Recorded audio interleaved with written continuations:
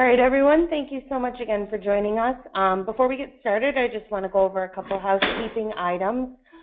First of all, thank you to those of you who submitted your questions when you registered. But I did also want to let you know that we are taking questions throughout the webinar. When we get into the second half of this, we will have an open question and answer session. So on the either right side or top of your screen, you should be seeing a panel called Questions. Just go there, submit your question. It'll come right to us. And again, towards the second half of this webinar, we will be going through different questions. I wanted to give a special note. We know that we have several individuals joining us from different countries. Welcome. We're very glad that you've joined us. Because Spinraza is only approved in the U.S., this webinar will only focus on U.S. access issues. So please feel free to send in your questions. Still, we are taking them. We are looking at them. We're using them to help guide our communications in the future. But for this specific webinar, we'll only be able to answer questions pertaining to U.S. access. With me here, I have Kenneth Hobby, who is the president of Cure SMA, and we also have Jill Jarecki, who is our chief scientific officer, and they'll be guiding us through the presentation as well as taking your questions. I know we have a lot to cover in just an hour of your time, so with that, I'm going to go ahead and turn it over to Kenneth Hobby for the presentation. So welcome, everybody. Thanks for joining us. This is our second webinar that's really kind of focused specifically on Spinraza. We did the approval webinar where we had Biogen on and also the MDA with us. This one is just Cure SMA in the community, and so we're focusing again on Spinraza, but we're going to try and really get into a lot more detail on access to this therapy, and a couple of items, what we're hearing, what we're seeing out in the community, stakeholders, what we're hearing from hospitals and medical professionals, what we're hearing from all of you as well. We'll try to share some of that information. And then also just what we see as current and then long-term issues and what it is that we're doing, and also what it is that all of you can do to be involved in working through some of these issues. So what we're talking about here, we'll just go to the next slide, is talking about what we're dealing with now after approval. We got the FDA approval, but now we have to deal with several aspects, several issues which are about getting access to this FDA-approved therapy. I think what we wanted to point out was this isn't unexpected. The issues that we're dealing with are items that we thought would come up after approval. And we actually have a slide after this to show this is something we were even thinking about at the annual conference last year, that these issues always come into play after you've got approval, so they're not unexpected. For us, they really fall into two particular categories with Spinraza. We're seeing sites, the number of hospitals, the capacity that's out there at individual sites, but then also when you lump everything together in the US, limited capacity that is currently an issue and could be long-term as well. And then also the aspect of insurance coverage. Once you've got an approved therapy, who is going to pay for it? How is the price of the drug actually going to be covered?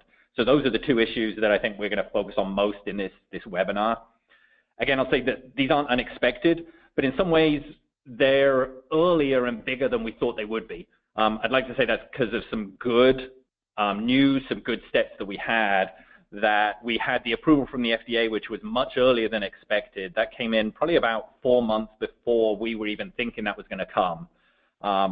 As well as you factor in that timeline was even coming from trials that were stopped early, the interim analyses that were done. So everything happened sooner than I think everybody expected, including Biogen, ourselves, hospitals especially, I think, just were not up to speed and ready for this early approval that came through. The other side that I think is a good thing, but is causing some issues to look at as well, is the label on the approval was also much broader than expected. Again, a great thing, but that has opened up more people looking for the therapy than probably anybody was expecting. And then also I think what the FDA did was a little unusual for all of them. So now when they've given a very broad approval, we're at a stage of what insurance companies normally look at when they're looking at will they provide coverage. And so we've got a bit of a disconnect between how broad and the approach that the FDA took with the approval to how insurance is more traditionally going to look at the coverage on the insurance side now. One thing I think we'll say is we did a webinar before, as I was saying, with Biogen on, and I think we know, we've all seen the comments and kind of, I think we all had the same impression. It probably was pretty frustrating for a lot of people where there was an awful lot that couldn't be answered. That with that call, there was a lot of information, questions that people had that just is not going to be able to be answered by a company, a commercial company that's got FDA approval and FDA regulations. So that was the situation. I think that's something that we as a community have got to get used to, that with a FDA approval, the things that commercial companies can say are very limited to the drug label. They have rules and regulations which say they're not allowed to say anything beyond that drug label, and they always have to say all the safety issues. I hope on this call we'll be able to be a little more open. This is us, Cure SMA. We don't have these rules and regulations that apply to us. There will still be, and we wanted to kind of say this up front, there's certainly still going to be questions that we're not able to answer, not because of rules and regulations, but probably two things. One, we just don't know yet. This is still a little early, and there's going to be general questions that come in where nobody knows the answer yet. So there will still be some of those situations. Then as well, I think there's going to be specific questions that people have for their very specific circumstance, specific area, state, insurance, specific health situation, that again, we're not going to be able to answer that. So I think we will try as much as we can. We're going to be as open as we can. We don't have the rules and regulations that we had on the last webinar, but there still will be some areas because we don't know or too specific. So the next slide is, again, just kind of going back to show again, we were thinking about these issues in the past. They don't just apply to Spinraza. They apply to what we hope are other therapies that are going to come through. But after you've got the FDA approval, these steps then usually kick in. You've got to look at actually making the therapy, making enough of it, which I think I'll just stop there and say, right now, that isn't an issue for us. We haven't heard of any problems on the manufacturing of Spinraza or the delivery of that therapy from manufacturing to pharmacies and hospitals. That isn't an issue, isn't a concern. Delivering a therapy, paying for a therapy, and then expanding access to it. Those are, I think, the issues that we're dealing with here. Delivery in this regard is again, not the making of the therapy, but being able to get it to patients. We're not dealing with a pill here. We're dealing with an injection, which we'll get into a lot more details. It's a complicated procedure. So that puts limits, that puts restrictions in place that we have to try and solve. Paying for it is the insurance coverage. That's the issue that we've got to deal with. Once you've got the approval, the FDA, they don't set price. They're not involved in that. The price then comes from the manufacturer and the insurance companies, and also kind of some of the state agencies as well. The expand part, I think, does apply as well here, that even though we got the FDA approval, very broad, no restrictions, we are seeing, and what's probably going to kick in now, is the insurance companies taking more of a traditional approach where they're only looking at the data that's out there right now. They are going to, we hope in a way, look for additional data to come out, some that's already available now, data that will come out from additional studies to potentially have to expand the access that comes from the insurance companies. So the next slide is a very quick overview. It's very unscientific. How accurate it is, we really don't know. This is just some information that we wanted to share on what we're seeing and hearing out in the community, what we're hearing from families, patients, what we're hearing from some of the hospitals and medical advisors that we have, just to show where we currently have heard things are with people actually getting access to Spinraza. So these are very broad, and we also have to be careful here that this is an area where we do have to be careful with. We're not giving out personally identifiable information on the health side. But we have heard that all types so far have been dosed. There are people from type 1, 2, and 3 who have got commercial access to the therapy so far. We've also heard that the ages of people that have been dosed range from actually a few weeks old, certainly some young, few months, all the way up to late 30s. So again, a very broad range there, people in between, but that's the range that we've heard of who've got commercial dosing so far. We've heard of people being dosed, and again, this probably isn't comprehensive. There probably are more than this, but we were able to identify 14 states in the US where somebody has been dosed. We'll get into this a little bit in more detail about what we're talking about with insurance denials versus the policies that they have. We definitely heard some information coming out on policies that we'll get into and some of the limits there. But so far, we actually haven't heard of any specific personal insurance denials, which I think we'll come back to again. I certainly wouldn't be surprised if they're out there, and we need to dig into that. But we actually haven't had any official notices come through to us of a personal insurance denial coming through for access. So the next topic we're going to touch on is about the drug pricing. And so this does relate to insurance, although insurance also kind of has some other issues which we're seeing, which I think are much more related to the data side. But price factors into the whole picture here. So we wanted to step back a little bit and kind of give some reasons why and our reaction and what we kind of look at this drug pricing to mean. So SMA, we're an orphan disease. There's a system, a model set up where orphan diseases were given incentives from the government, and it was an area that in SMA especially, we went out and we really tried to make sure that we changed from being an orphan disease to getting the attention of the biotech pharmaceutical companies. The orphan disease came from being ignored, that companies didn't look at these smaller patient diseases as worthwhile, a good investment to make. But that's changed, and one of the reasons why that's changed is the pricing structure that's out there. So one of the ways to look at the high drug pricing that you see in orphan diseases and that we're seeing in SMA is that's an incentive to get the companies to actually do the clinical trials, to invest up front. There's the high research costs, there's a high risk that apply to orphan diseases like other ones as well. And so this high pricing in orphan diseases encourages these companies not to ignore a disease like SMA. And it's a balance. The whole drug pricing comes from the price of the individual balanced by how many patients are out there. And so with a bigger disease, a more common disease, there's many more patients out there, and so the price is lower. With an orphan disease, with SMA, there's fewer patients, and so the balance there is that the drug price has to be a lot higher. What you've all seen, but to summarize it here as well, is the list price, and we'll come back to that for Spinraza, is out there is $750,000 for the first year, where there's more of these loading doses that happen, and then $375,000 every year after that. I think we'd say, and this is our viewpoint opinion, it obviously is high. It's a shock when you see those numbers. But when we look at other orphan diseases, and we've got a chart that we'll show you here, that isn't out of line for orphan disease pricing. It definitely seems very high when you look at the first year cost compared to other drug orphan prices. But the second, third year and onwards, those are actually very much in line with what we've seen other orphan diseases, cystic fibrosis, Duchenne's. They are normally around that kind of range of the $300,000 to $400,000. So very high, we all know that, but not out of line for what we've seen in the orphan drug area. I think one item to put as well is, some of the calculations that go into this drug pricing come from how well a drug works and what the impact is. And again, that can be in orphan, but other disease areas as well. A drug that's life-saving, a drug that improves the quality of life, extends life to a great extent, that gets priced higher. That's giving more value to families, patients, society as a whole, and that usually gets a higher price tag. Compared to a drug that, again, could be orphan or big, maybe just kind of, takes away some of the symptoms, but it doesn't really extend life by that much. Those don't usually get kind of a high price. So the next chart is something that we just pulled together. Jill, who's on the line, and myself, and Jill could probably jump in as well just here.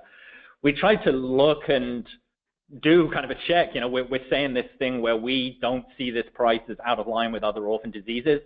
And this is the usual balance of big diseases have lower prices. Is that correct?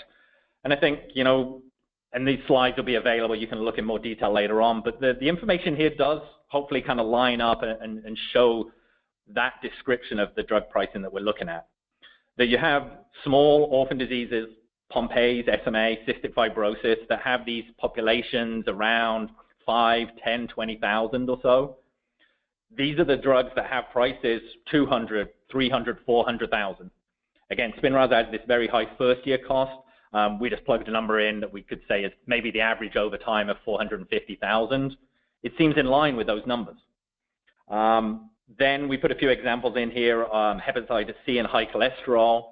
These are much bigger diseases. They affect millions of people. High cholesterol is 78 million that you could look at in the US. And you start to see there where the drug pricing for those particular diseases and those therapies starts to come down. It's still high for hepatitis C, but for high cholesterol, there's drugs out there $150.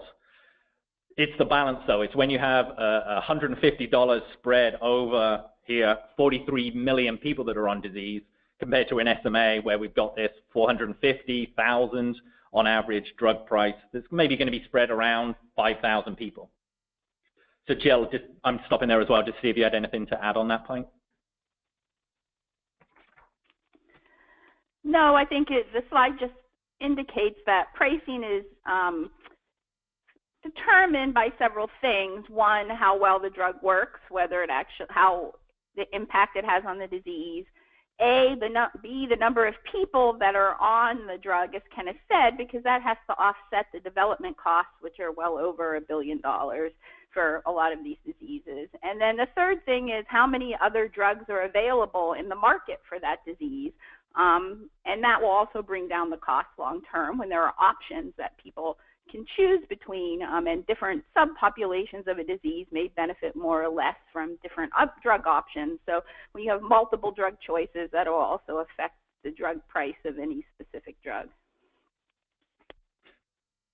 So we're going to go into the next slide, and I think it flows in from the drug pricing to say the insurance decisions are really where we will start to see whether the drug price is going to be an issue or not. I think that's where we stand right now, that we obviously see this very high drug price, not out of line with orphan diseases, but drug pricing as a whole is a big political issue right now. We don't know, though, if it is going to have an impact on the access to this therapy through whether insurance is going to pay that price or not. We need to monitor that. We need to watch that. But right now, we don't know. Right now, we're hearing a few things from insurance companies where they are much more focused on data gaps. Information that's missing for them to make a judgment of whether the therapy works or not, as opposed to it's just too a high price. You know, insurance companies aren't saying it works, but we're just not going to pay it. The information that we're seeing right now is that they don't know if it works in certain areas. So I think we are going to have to watch this price to see whether it becomes an issue to access or not. One thing I'll just jump back to, don't need to change the slide, but you know, we're saying list price. That's the price that's put out there, the very top price that's listed for this therapy. That changes a lot as you go to different insurance, different ways to pay for the therapy. It always comes down. Big commercial groups can negotiate as well for a lower price. Medicaid and the government programs always, and they actually have rules about how much of a list price they'll pay. So that price is not what everybody is, and meaning the insurance companies, the different groups out there are actually going to be paying. So in insurance, just kind of a high level to start off with here, I think one thing to expect is rather than one FDA, you've got multiple insurance groups. So rather than kind of a very clear-cut one answer like we got from the FDA, there's going to be variable decisions that we're dealing with here. There's many groups involved. There's also different groups between commercial versus the Medicaid government state programs. And so we're going to see different decisions coming through. One thing we know for sure, and we've seen already, is that more data is going to be needed. And we can kind of bucket that into a few areas. And again, this in some ways kind of comes back to this area that we got this early approval, and some of the data from the trials isn't even out there yet. The FDA took the approach of kind of extrapolating from the data that they had seen, saying we believe that this data is now going to go broader to groups that they hadn't seen data from. The insurance companies are not taking that same approach right now. They seem to be saying, okay, we've seen some data from those early trials. We need to see it and see it published in journals and at conferences for these other ages and other types. So in one way, there's data that's out there from trials that, you know, some are still kind of wrapping up. We had the interim analyses. There's more data to come out from trials that have already been done.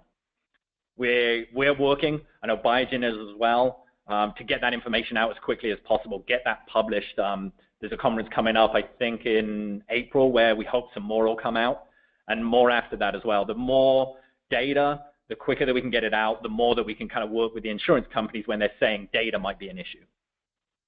There are, though, potential gaps where there haven't been studies or trials done so far.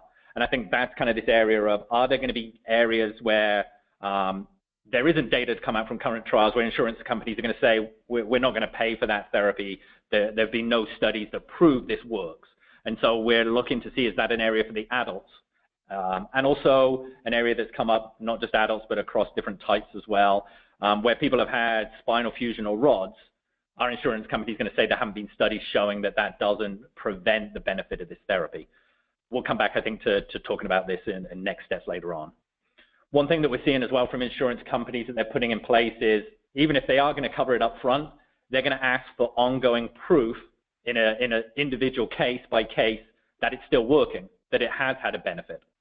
And so that's something which we've seen, I think, with all the insurance companies saying 6 months to a year, they're going to want to see patient data that shows that this drug is potentially having an impact. And so there's going to be some kind of, I think, discussions about what that comparison is with. There's a difference between the drug cost and the procedure cost. And I think we'll get into more details of this whole procedure and what the hospitals are having to deal with. But there's the price of the drug itself, which we highlighted, the manufacturer, the Biogen cost. But there's also the cost that a hospital has with their professional supplies, materials, operating rooms, and things like that, that also has to have insurance coverage. So that's something that has to get played out. And I think that's probably one of the smaller price items, but one of the more complicated things, because it involves hospitals now, different hospitals, different groups within hospitals, to make sure that that insurance is going to be in place for the coverage as well. One overriding message I think we'd say is, with insurance, don't get discouraged. I think what we are going to see, and I think what we've already seen coming out, is policies, national policies, may say that they're not going to cover a particular type, but that doesn't mean that you shouldn't still move forward if that's your insurance provider and work through the process. Just that if there's a national policy in place doesn't mean that all of the state level groups that some of these insurance companies have won't have a different policy. Also, if you get that process going, it's really in some ways the denial process that starts to trigger some of the other steps. In some ways, if a company isn't going to cover it, you want to get that process going. You want to get those denials, that whole process going, that'll open up other avenues, other support programs. So don't get discouraged. Keep going through the process. One thing I think we'd say here is this is one of the steps for everybody here to let us and let Biogen know about as well. Let us know when you do have these specific denials that come through. Not, again, the national policies, whether they're covering or not, but your specific case. The more we can find out which insurers are giving denials and for what reasons, that's where we can then step in and actually start to have some interactions with those specific providers, try to have discussions and provide more data to them that they need. So please let us know, keep us informed of these specific denials. Also, this is one of the important steps with Biogen as well. When you get into the insurance process, Biogen can help out. They can help out with navigating those steps, navigating the process. I think as well, when the denials start to come through, that's when some of the support programs on the financial side can and should also kick in from Biogen as well. So we'll come back to, I think, insurance again a bit later on, but we wanted to go to kind of the second issue that we've really focused on for access. And I think in a lot of ways, we would say we think this is the bigger issue. Again, we've got this very high price. We're dealing with insurance now, but we wanted to kind of show that we think really it's the sites, the hospital sites, and the capacity that's going to be available for this administration delivery procedure, which are probably going to be the bigger issue for us to focus on longer term. Again, I think we'll start high level and just kind of let you know the overall situation, how we're looking at things, and then drill down. We really, I think right now, have probably about 20 to 30 sites in the US who are set up, ready, and some of them are delivering the therapy right now. These are the sites which really a lot of people already know about. These are the sites that were delivering the clinical trials for Spinraza, also the other clinical trials that are out there in the past and are still going on. They're the areas which kind of have our centers of care excellence that a lot of people go to. That's what we currently have. Those sites are already maxed out. That's what we're seeing. Those sites already have a lot of things that are going on, again, with the trials. A lot of people were on their waiting list before. A lot of people know those sites, and so as soon as this approval came through, contacted them, and we're hearing they already have waiting lists up in the several hundred number of patients. They're really probably not going to be able to take that many more patients. So the answer here is new sites. That's what we all have to kind of focus on. And so what we think we're potentially going to need is somewhere around potentially 200 to 300 sites in the US to be able to be delivering this therapy. That's what we're going to need to be able to kind of handle everybody that wants access to the therapy. And there's some reasons why this high number that we need to go from 20 to 30 up to 200 to 300. And I think the bigger picture is this is a very intensive process to get this therapy delivered. It requires a lot of resources, specialized resources, trained people at a hospital to be able to deliver this therapy and deliver it safely, especially with SMA, knowing SMA, knowing care, and knowing the other issues that SMA has going along with it.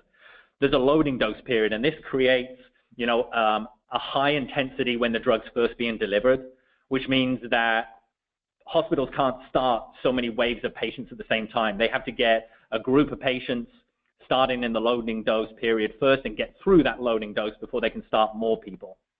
It is a complicated procedure. SMA is important in the care side to make sure that people at a hospital know how to care for somebody with SMA while they're doing this process. There's potentially anesthesia, radiology for delivery and the injection. It's a very complicated process. And so that really means that each individual hospital is not going to be able to actually handle that many patients in a year. We've seen some estimates of potentially around 25 to 50 patients per year per site. And the thing to know about that as well is those patients are staggered throughout the year. It isn't 25 patients right at the start when a hospital opens up. It takes a while to go through that loading dose and get everybody on. So I think this is the message we want to put out. Those are low numbers in each site. The answer here is we need many sites. And the answer as well is we need new sites. It's not the current sites that we know about that we need to kind of focus on getting them greater volume on. Also, there's differences between sites that I think, as everybody knows here, pediatric versus adult hospitals are treating different groups. We have to make sure that we've got different specialties. And we'll go into more detail on that, but just the pediatric adult, we need to make sure that we've got hospitals that cover both of those areas in all of the states and areas that we're focused on. There are other specializations as well. Just the comfort level at a particular hospital might be their own comfort with what their procedure is. And so they may choose particular types, ages of patients that they're willing to do at a hospital. One thing as well is it's going to be very difficult for people to be moving across state lines. One, from the insurance side, especially Medicaid, but even kind of the commercial groups, there's big barriers that happen if you're going across state lines to have that insurance coverage. And also there's travel restrictions here that certain sites, hospitals are going to say it's better for people to be close and local to a hospital to get this therapy rather than traveling long distances. So again, this is why we need many sites across the country. We need multiple sites in each state so that people can stay where they're located and not have insurance or travel restrictions come in. So I think what we're dealing with is we have a lot of work that we need to be doing right now, and it's going to probably take a while as well, to train and educate these new sites to come into SMA, get educated on care, understand the disease, and get trained on this new procedure and how to deliver it. It's definitely a role that we all, I think, can take on, and we'll show some steps later on where you can all help out in this area as well. There's a lot of things that we can do to help in this education and training process. Biogen is doing it as well, but there's some things that we really need from people that are on the ground helping us get in touch with the hospitals that we need to bring on board and get trained up. I think what we're probably seeing, and if we go to the next slide, when we're looking at sites is we've had a first round of sites that have come on board telling us that they're up and running and dosing patients. Those are probably the sites that we're talking about. They knew SMA already. They were doing clinical trials, or they just happened to see a lot of patients for the care side. We're in some ways, a waiting period now for this next phase, this next wave of sites that we really need, these new sites, new to SMA, to come on board. And I think it's kind of this process now where they need to go through a process. We don't know how long it's going to take to get up to speed on SMA, get comfortable with SMA and this procedure, get all of their insurance and all their coding aspects set up. We hope this is going to change soon, but we really don't know. This is one of the areas where we just don't know how long it's going to take for this next wave of hospitals to get on board, sign up, and we'll show you, let us know that they're open for patients as well. We hope it's going to come soon. We need this next wave of hospitals to come on board, but we don't know when that's going to happen. This is highlighting some of the progress that we've made in this front of getting new sites on board really since the start of this year when the approval came through. We have 237 sites, hospitals around the country that we have contact with and that we've been reaching out to in some way to let them know about this advancement, to try to encourage them to get in touch with us, to get training and experience on SMA.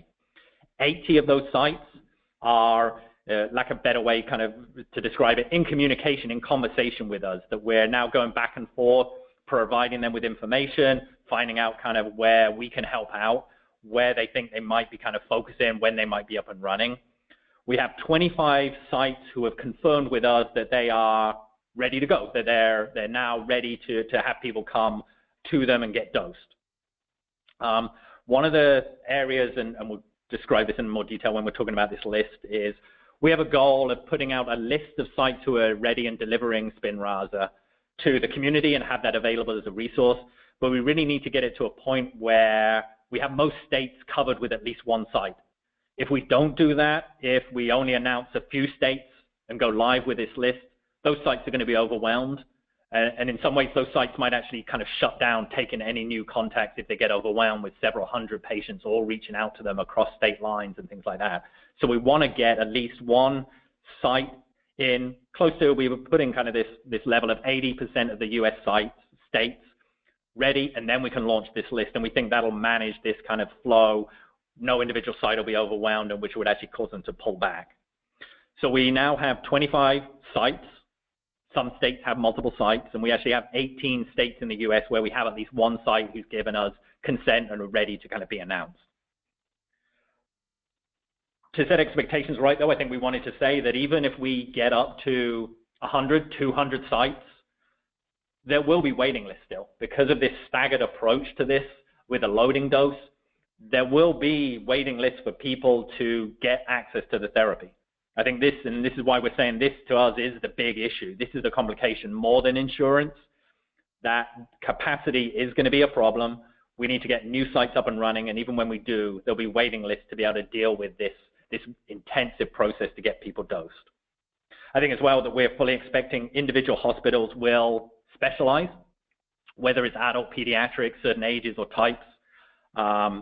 We need multiple sites because of that as well. That if we can cover a state where it has several specialized hospitals, that's the answer. Each hospital isn't going to see everybody, so we need different hospitals with different specialization. Some hospitals probably will prioritize as well, that we're going to see that. Again, we hope that that's not going to be a problem if we have enough different sites who are prioritizing in different ways. Some will just randomize. We've seen that as well start to come out, that some sites will take an approach of, if they have waiting lists, they will just randomize patients to the people that they choose to get to come in on a certain timeline. Again, we want to try and work towards not having prioritization, not having limits because of randomization, by having enough sites in each state to get around that. The next slide is just a snapshot of where we currently are. We're not ready to put this list out, but this shows the states that we do have at least one site now ready for us. And so we're not going to get into too much detail, but this is what we need to fill in. We hope to go live before we kind of got everything filled in, but there's some states here that we've really got to get these hospitals, new hospitals up and running, give us their contact information, they're ready to go and get people into their sites to be administered.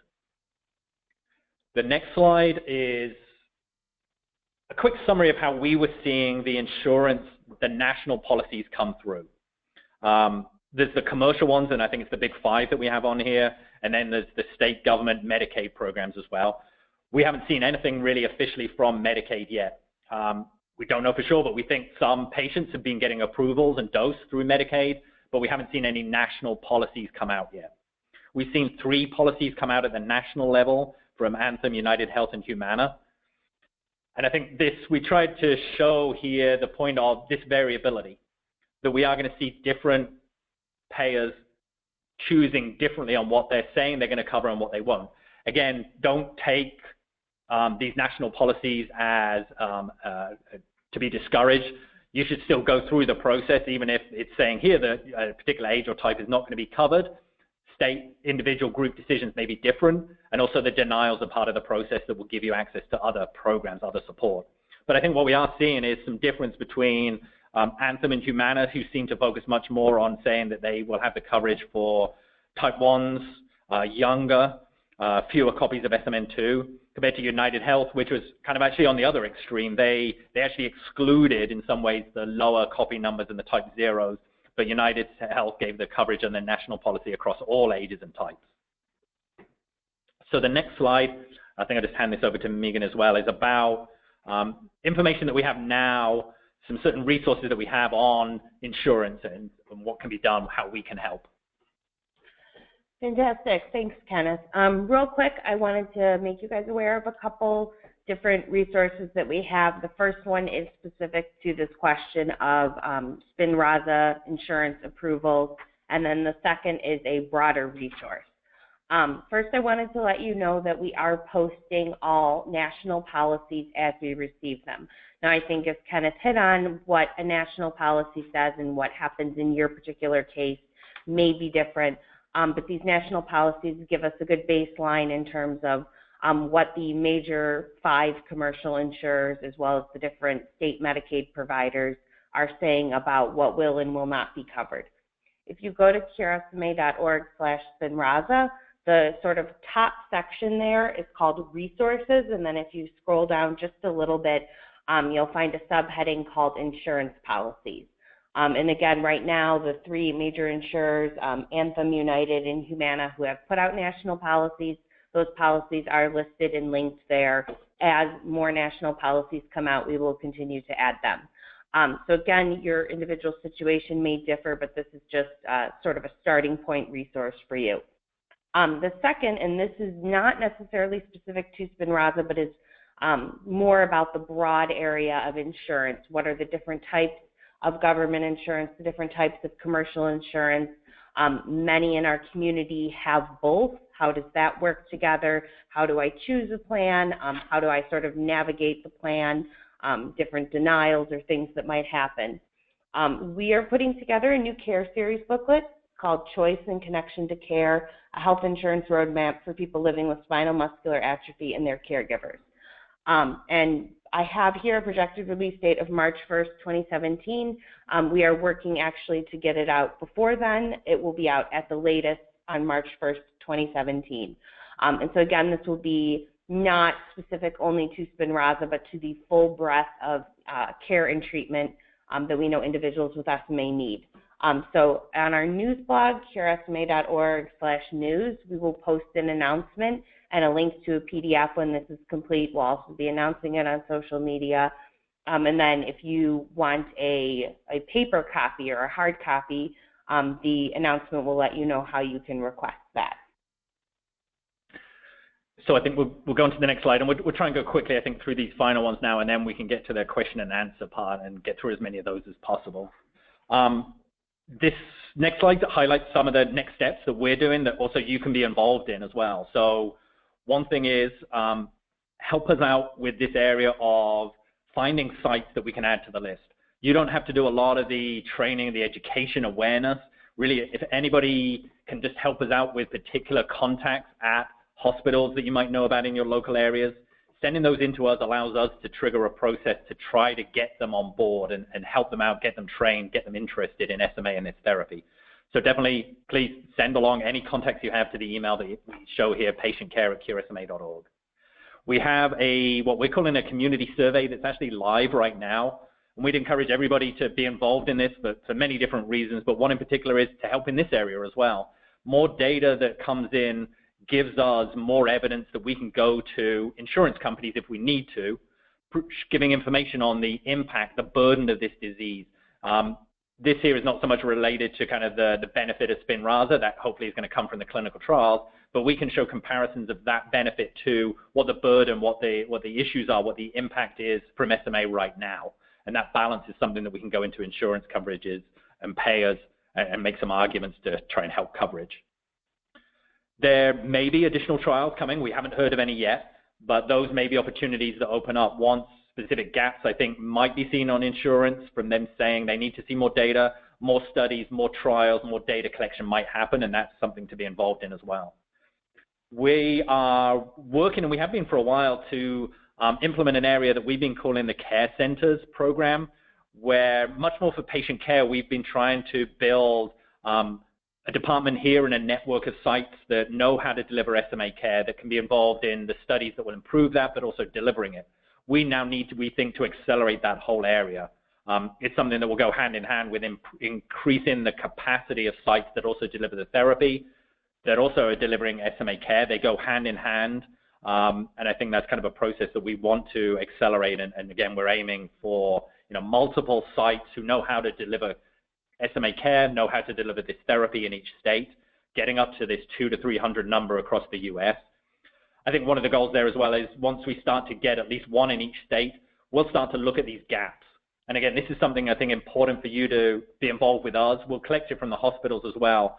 But when we see that there's potentially a gap of, okay, we have a pediatric hospital, but we don't have an adult hospital in the state, we can then more narrow down and focus on looking for getting an adult hospital up and running. So I think your involvement and the hospitals communicating that information to us will be part of the process as well. And then I think one of the things that we hope to get out soon, but we really, again, need to wait so that we have enough sites out there, is providing a list of sites that are delivering and administering Spinraza and having that available on our website. So again, we don't know when. We're hoping for this next wave of new sites to come on board, and then we can get that list out there. Next slide, I think we'll try and go quickly so we can get to the Q&A, is another activity that we've been working on that's focused on the insurance area. So as kind of mentioned, we won't spend a lot of time on this. We want to get to the Q&A, but we did want to make you aware. Again, we talked earlier about some insurance programs and projects that we have that are focused more on our community. Several of you have asked, what about going the other way, looking at the different payers, again, commercial and government, making them aware of the needs in our community and the need for broad, comprehensive coverage of Spinraza, but also of the different, care and equipment that we know our community relies on. We do have a coverage and payment policy project that we're currently working on. The slide lets you know a couple of the main goals of that project, but I'll skip over right now and just let you know that we will be releasing additional regular updates on this project as it moves forward. We also wanted to remind you that for your specific situation, many of you have asked about, denials, or perhaps you've been accepted, but just the copay is beyond your means. We want to remind you that Biogen has community resources and programs specifically for that. If you go to spinraza.com, kind of in the top right corner, there's an orange or kind of reddish orange heading that's called Support Services. If you click on that, it'll take you really to the resources that you need and also let you know how you can get in touch with Biogen's team. So we just want to remind you all that those are out there.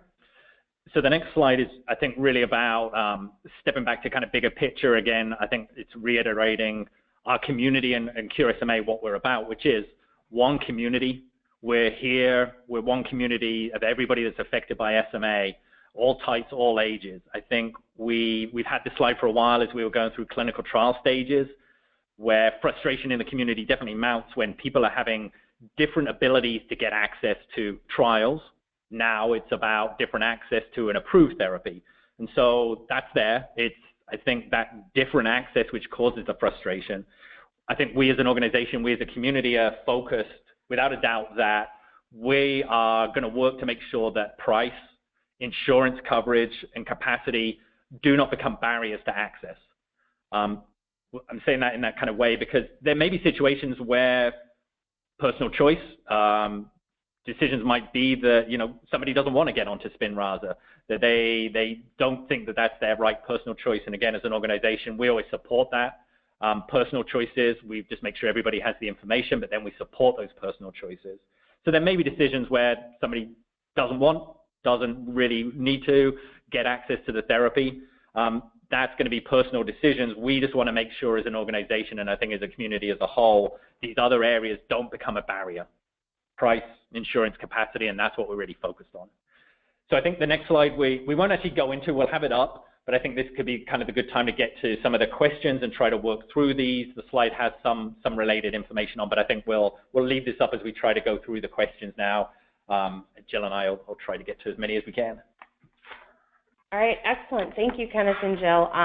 So we have been receiving throughout this webinar quite a few questions specifically on access for older patients, type 2s, type 3s, even some type 4s who are above the top end of what was tested in clinical trials. And I think I would break these questions into two different categories. The first is trying to understand simply what a patient, an older patient, can expect taking Spinraza. And then the second relates specifically to the data as it's needed for insurance companies. You mentioned that, some of the data for childhood type 2s may come out in April, but there is no data for older patients. So how would you counsel these patients on, number one, what they can expect, and number two, what they can do to support insurance coverage without, trial data out there? So I think some ways to answer it is looking at this particular therapy, should it work for type 2, type 3s and adults? Yes, I think the understanding kind of the mechanism here at working on the backup gene, this therapy should work for older patients as well. And I'll say the different when I'm meaning as well, in a different way, but it should work the same mechanism as for type 1s and younger. It's all about that backup gene. How well it will work, I think, is a question and an unknown. There certainly is some data out there from some of these other trials where type 2s and type 3s and ages up to about 20 have been studied. And that information, some of it's available. We have some research on our website from some presentations that were given at World Muscle Society. There's some other information that started to come out from some of those earlier trials. And then we have a big pending trial, and we were talking about it earlier, the Cherish one, which not so much older, but has kind of the childhood, the type 2s in there. That information will come out, is out there now, which shows from the trials what some of the impact, the benefit was.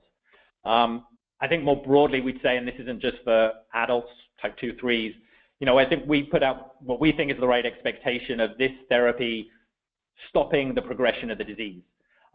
It may improve for some people, but the right expectation is more about stopping further progression of the disease.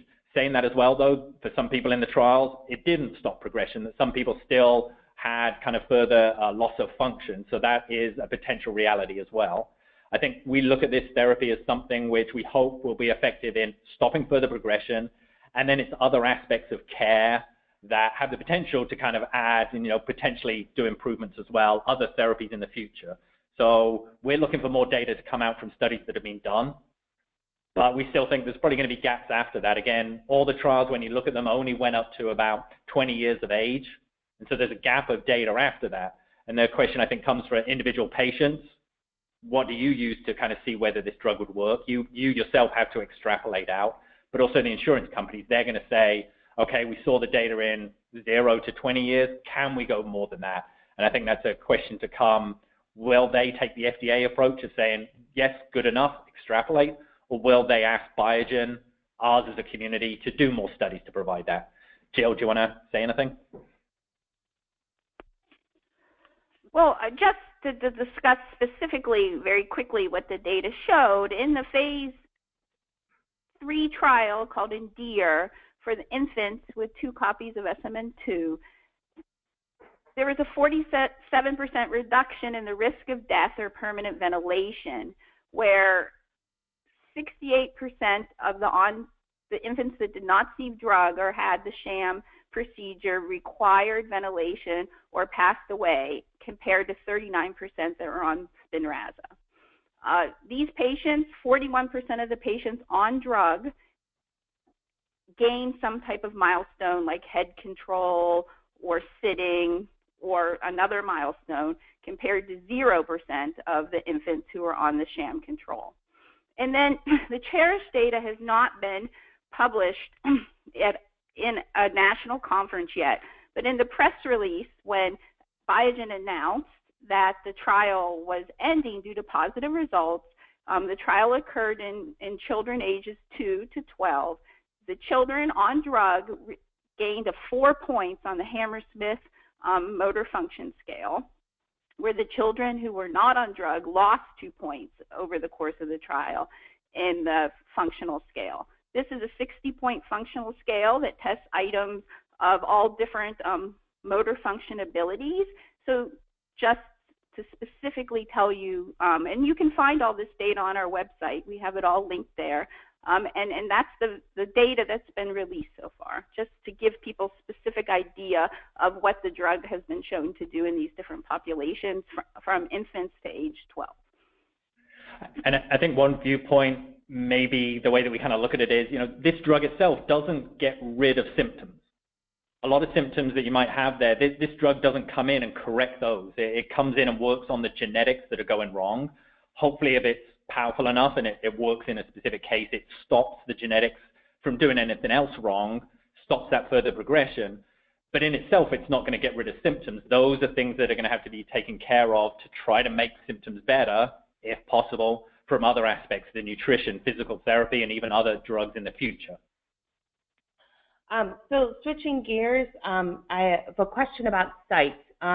This is specifically not about sites that are currently up and running, nor about sites that are, kind of yet to be reached or yet to be started, but sites that we know are looking into the process and if there's a way that our community can participate. I'll read the question exactly because I think it says it very well. The hospital my neurologist is associated with is not currently treating patients with Spinraza, but the hospital is reviewing the procedure, and last week it was presented to the hospital board for approval.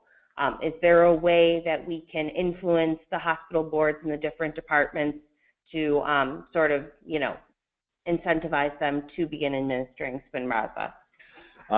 So I think one is, if it's possible, send the contact information for anybody that you have at that hospital, whether it's the neurologist or whether it's any admin people, along to us. That will allow us to start reaching out. And, we have Dr. Mary Schroth and some other people here, Medical Advisory Council, who can then get involved and help in general information, education on the disease, the care aspects. So we can get involved with kind of helping train, educate. We can try to kind of make sure that the process of their administration, working with the pharmacies, the specialty pharmacy companies, kind of gets going as well. I think at a personal level, it's much more that than anything else. Try to get us the contact information. I think certainly anything that people can do at the local level to share information on what SMA is, on how many people are around with SMA, the impact of the disease, kind of, how critical it is to have this therapy now available. And just the numbers make SMA real. That can help. That can kind of bring it home to a hospital admin that there are patients, that there is the need in local communities for this. Several participants want to know about spinal fusion and spinal rods. Does a procedure exist to give Spinraza to these patients, or what can they expect as far as timing? So this wasn't a restriction from the FDA. But it's definitely something I think insurance companies are going to look at. And I think it's something for hospitals and doctors as well. They want to know, is it safe, and is the drug going to be able to have an impact if somebody's had the fusion or the rods? There isn't data out there. It's not part of the trials. It's not something which has kind of come out, a white paper, some data can come out to show insurance or other doctors that, this is the process to use and it's shown to be safe. So that isn't out there now. We know, and we're working as well, one of our hospitals, our expert sites on kind of the spinal surgery side, has prepared a protocol. They're looking to get that approved. The FDA actually has to be involved as well, because this is a combination of the drug with a device, and has to go through a process to get testing done, get approval, and that's in place. That's getting hopefully up and running. I don't know the timeline on that. We'll have some more information, I hope, soon to let people know about what that process is and how long it will take. I think that's one of the areas of we are going to need more data, not just for insurance though, but for hospitals to show this is safe to do for an SMA patient. Here's how it's done. Even getting in touch with the experts, the sites that we know about, who will hopefully be doing this kind of test protocol. Great, thank you.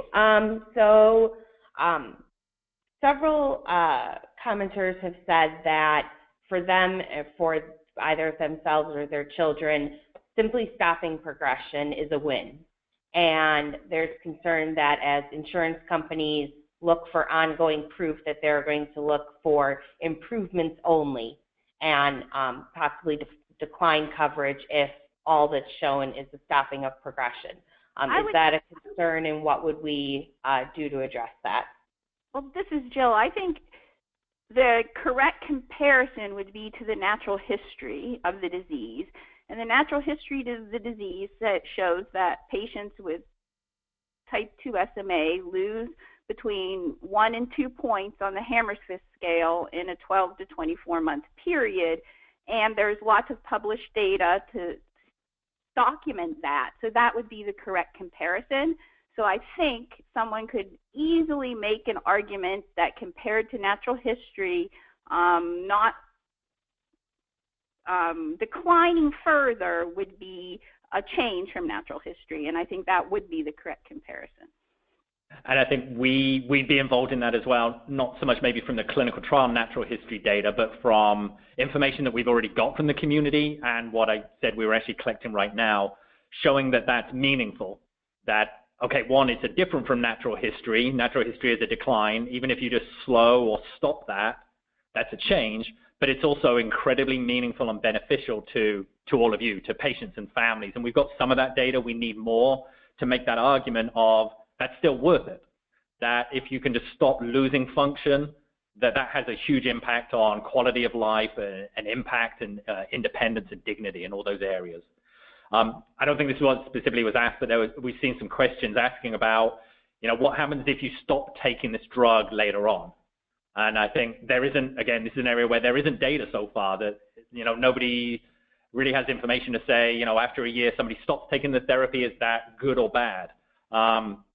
I think, I'll say this, an experience, I don't think there'd be a reason to say you'd be worse off, that then something bad would happen from kind of withdrawal of the therapy. But it isn't known. I think that's something where in the trials, a lot of people did stay on drug and they went into the expanded access programs. So there's not a lot of data of people choosing to stop and what happens.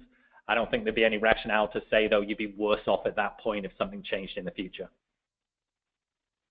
Okay, we have a lot of questions on Medicare and Medicaid versus commercial insurance. Individuals who have both or individuals who are older and are getting ready to transition to Medicare. Questions about, do we think that government insurance or commercial insurance is going to have the better reimbursement policy, and how would we advise those families to proceed? So very much an unknown area, I think, for us in the SMA community about Medicaid with an approved therapy. And I think unknown as well, and this is why I'll say, I don't know if we can say one would be better than the other, but commercial, you can see, is definitely moving faster. Commercial are getting their policies in place. They're going through this whole process a lot quicker than the states and Medicaid programs. So it's tough to say where it'll play out, but things are moving quicker with the commercial providers right now. Medicaid, we know as well, does cover other orphan disease therapies. So it's not a blanket. Medicaid stays out of this because of the high orphan drug pricing. They often negotiate very much discounted, lower prices than that list price, and then that's what they cover. So coverage will come through.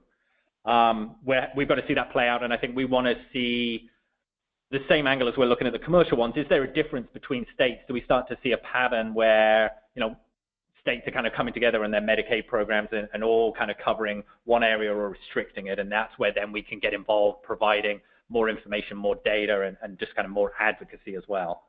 I think one thing to say as well is when you look at some of the support programs, they are available as well. The support programs from Biogen are available for the Medicaid coverage as well. There's differences, there's rules here. So some of the copay programs that you've heard about helping out with the copays, they apply when there's a commercial program, but the government doesn't allow those when it's a Medicaid program. So those won't be available.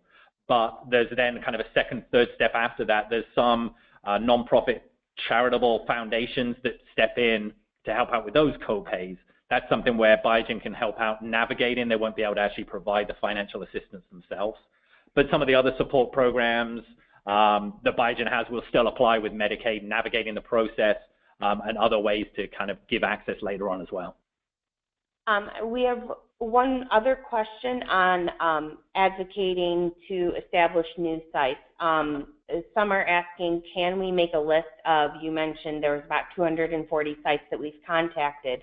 Would we ever make that list available? Several have expressed that if they know we've reached out to a site, they would like to sort of piggyback on that and advocate as well. I think so. I guess I don't see why not. I think we probably want to wait until we go live with our official site so people know these ones are good. Then maybe we could have something on there as these are pending, these are the ones that we're in discussions with. And then the broader, we have this kind of outreach of where we haven't had any kind of communication yet. So I think so. I think we'll get that as part of the process when we go live with the administering sites. Keep going. We'll go ahead and keep going. We'll try to get in a couple more questions. We do know that it is the top of the hour, so for those of you who are not able to stay, thank you for joining us. There will be a recording of this posted, so look for that on our website within the next couple days. But again, we'll keep answering just a couple more questions here. So we have a question about physical and occupational therapy restrictions or recommendations during the treatment. First of all, are there any restrictions or recommendations, and would an insurance company look at, that as a bundle, or would the, say physical therapy was recommended alongside the injection? Would insurance companies need to approve both of those things separately? I don't think we've got any good data, but I think we'll maybe piece some things together. So, there's no restrictions or recommendations as any part of the FDA approval. Insurance as well, I don't think is going to kind of go along those angles of restricting or recommending on the physical therapy side. I think it's more putting some pieces together that we've heard from some of our care SMA experts, some of the hospitals that are starting to get up and running. I think Stanford in particular, and I think we put this as a link on the website as a resource, and it's one of the items that we copied onto this final slide here. They're starting to get very advanced on how they're looking at this whole aspect of the overall care that goes alongside a therapy. So there's some information on their website. I think you will see on the information they put out, they're showing that it is critically important to be doing physical therapy, doing nutrition alongside Spinraza. So I don't think it's going to be so much a restriction as more a recommendation from the particular hospitals, from the care sites, from the SMA experts to say those areas are just as important, and in some ways more important to make sure that the drug has its most impact possible, to make sure that those other areas are still getting taken care of. Another question specifically about the effect of Spinraza on patients who are already dependent on a ventilator or who have a trach, specifically older type 1s. I'll read a question that I think is representative of that. Have there been any reports on how Spinraza affects type 1 ventilator-dependent young adults? And I'll maybe say first and then turn to Jill if she knows anything, but I don't think there's much data out there on what you could say the impact is going to be. I think some people obviously have been dosed, have taken it, older type 1s, not very old. Again, the oldest patient that we've seen so far is kind of up in that 20 from the trials in the EAP. There's an older 30s being dosed, but that's not a type 1 right now. So there isn't much information out there. I would say the expectation is, it's not going to be doing anything dramatic when there's an awful lot of symptoms already in place. When there's a lot of complications, Spinraza isn't on its own going to be able to reverse those and turn those around. I think there's still the potential there to stabilize and stop further progression, further decline, and it should have the impact there for somebody type 1 who's vent dependent as well. Jill, is there anything you want to add? I don't believe any patients in that category were dosed in the clinical trials, so we haven't seen any data. As you said, I think some have either in the EAP or through being dosed since the drug has been commercialized.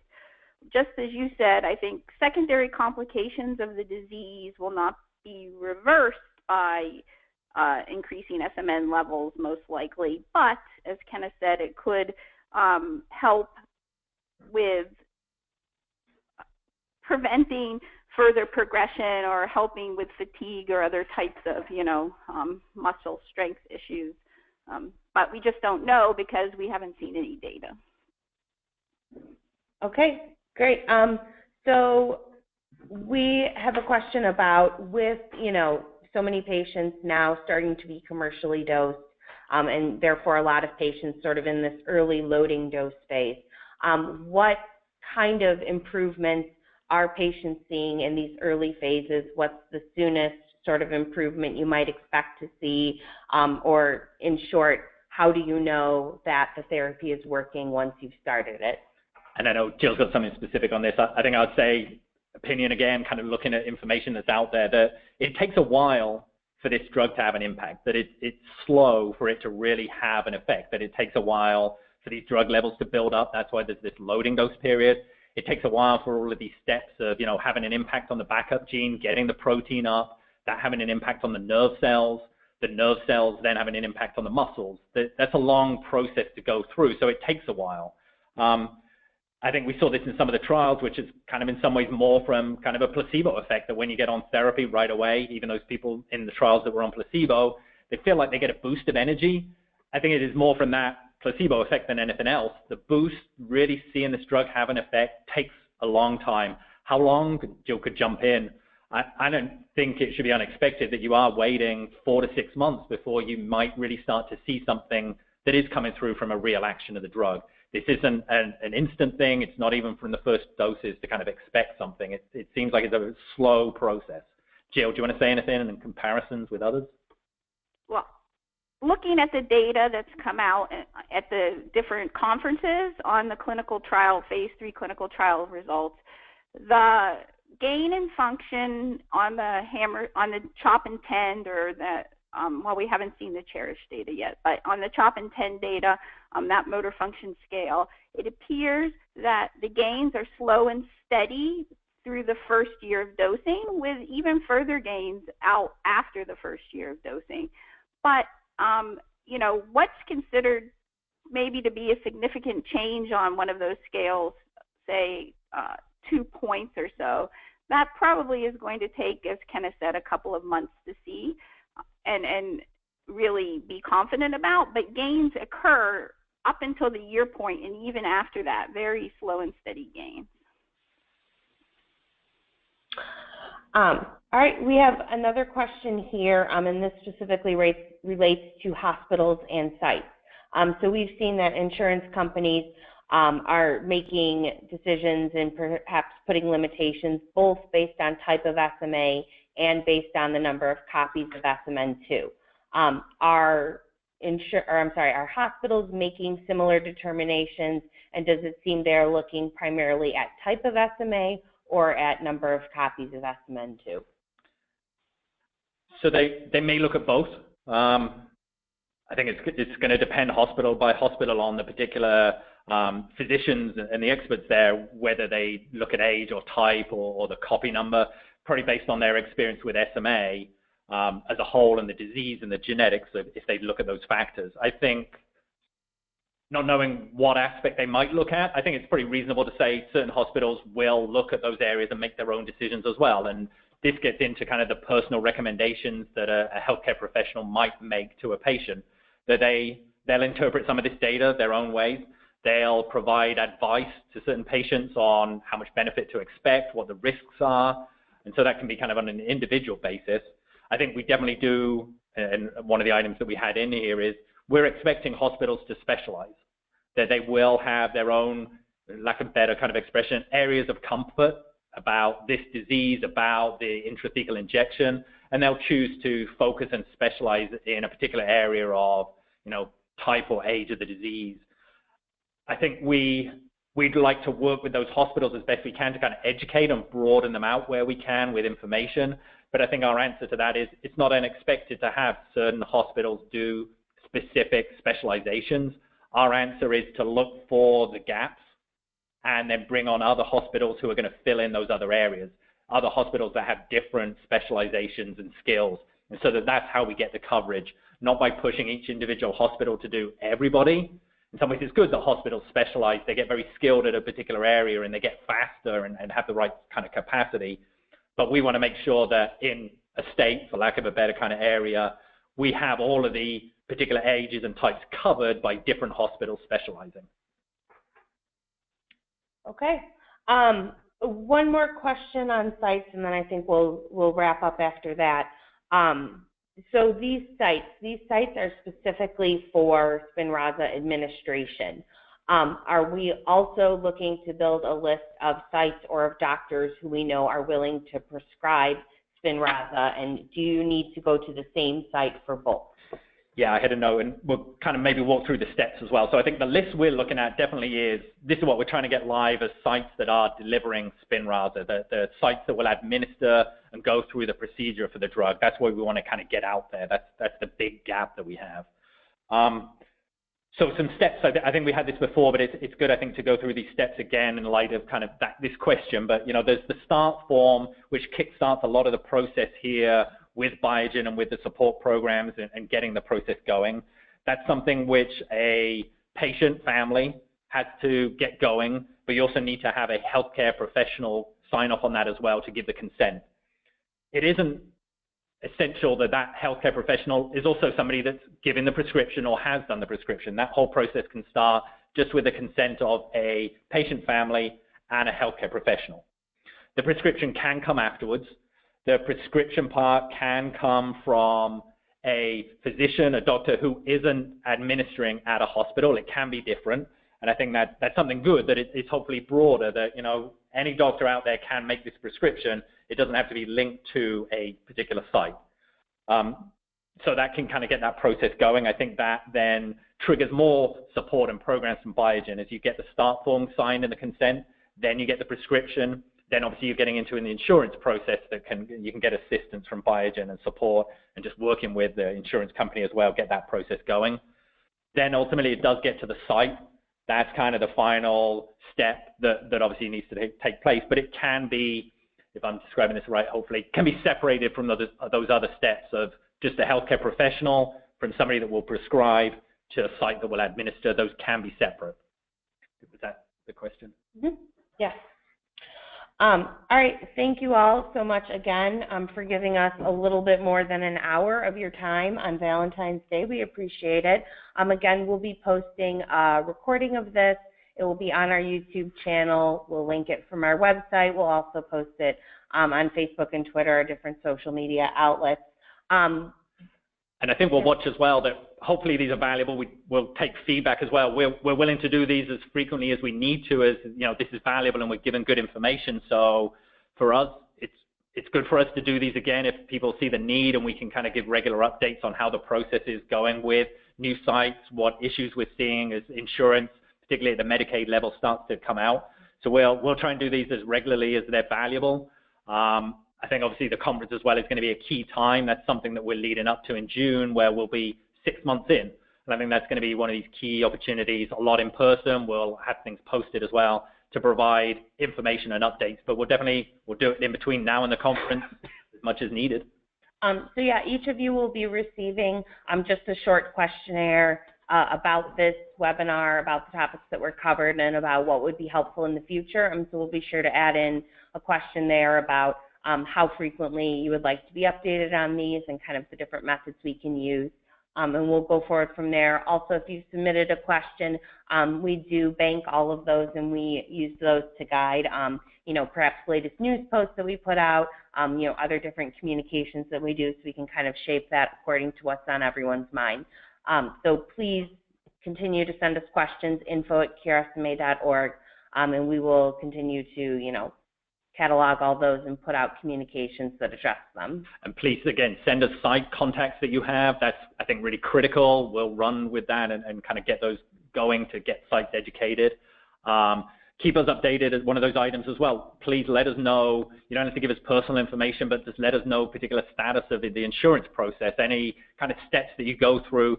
The more we can group those together so we can see gaps, the more we can work on that particular provider and working with them to cover areas. So please share where you can that information as well. All right. Thank you all so much. Again, info@curesma.org if you have any questions, but you will receive a link to a survey that you can also use to voice your request for future communications. All right. Thank you all so much, everyone. Bye.